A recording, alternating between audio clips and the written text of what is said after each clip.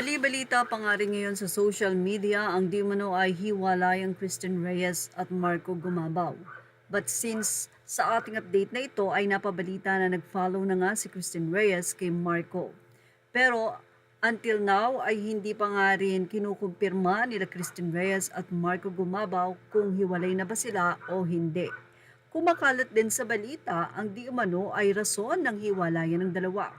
Ito'y hindi third party, kundi sa di umano ay napansin na daw ng aktres na si Christian Reyes na tila siya na lang palagi ang gastos ng gastos sa lahat siguro ng lakad nila, sa mga bagay na hinihingi daw ni Marco, kumbaga parang si Christian Reyes ang gumagastos.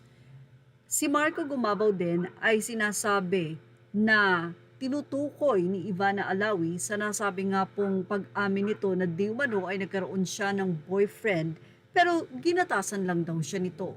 Bata di umano ang lalaki. Well, ilang mga netizen ang nagsabi na for sure ay wala itong katotohanan at ito ay in-update na rin ni OG Diaz sa kanyang YouTube channel kung saan ay sinabi nila na hindi sila naniniwala sa nasabi nga pong issue ng dahilan ng hiwalayan ng dalawa. At hindi pa rin nagko-confirm sila Marco at Christine.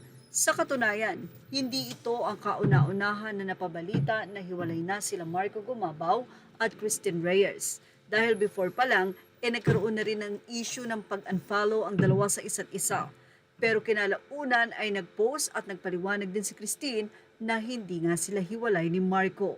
Baka naman talagang busy lang si Marco sa pangangampanya. Sa katunayan ay hindi nga daw ginagamit ni Marco ang girlfriend na si Christine para mangampanya, although sinuportahan niya ito at sinamahan noong ito ay nag-file para sa kanyang kandidatura. Well, nilinaw nga din ni OG Diaz na hindi ganoong klase si Marco Gumabaw. Sigurado daw na may sariling pera si Marco dahil unang-una hindi ito umaasa sa kanyang pamilya. Namumuhay ng independent si Marco Gumabaw. At wala raw kasing project si Marco, kaya for sure ay talagang wala itong budget. Kaya naman si Christine Reyes ang di umano ay gumagastos at hinihinga ng pera ng nasabing nobyo. Well, kung kayo ang tatanungin, naniniwala ba kayo dito? Ang ilan naman ay sinasabi na normal lang naman daw yan, lalo na kung kayo ay magkasintahan. Madalas nga daw ngayon na kapag ang babae ang may kita, siya talaga ang gumagastos. At hindi na nga daw usapin ngayon ang kung sino ang maglilibre, kung lalaki ba o kung babae. Dahil ngayon, kung sino ang meron at kung sino ang nakakaluwag, siya dapat ang gumastos. Ano palagay nyo?